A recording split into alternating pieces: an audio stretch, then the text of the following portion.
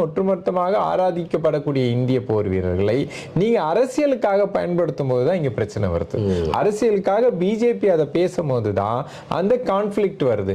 அப்ப பிஜேபி நீ இந்திய ராணுவத்தை நான் ப்ரொடெக்ட் பண்றேன் அப்படின்னு ஏதோ ஒரு பேச்சு பேசும்போது உடனே நம்ம அதுல இருக்கக்கூடிய சில S as a citizen he has a right, as a political party they have a right. இருக்கக்கூடிய அந்த குறைகளை எடுத்து சொல்ல வேண்டிய கடமையும் பொறுப்பும் ஒரு எதிர்க்கட்சிகள் இருக்கு, சராசரி மனிதனுக்கு இருக்கிறது இல்ல, இந்திய குடிமகன் இருக்கு. அதை சொல்லும் போது நீங்க உங்களை என்ன இன்னைக்கு ட்ரீட் பண்றாங்க?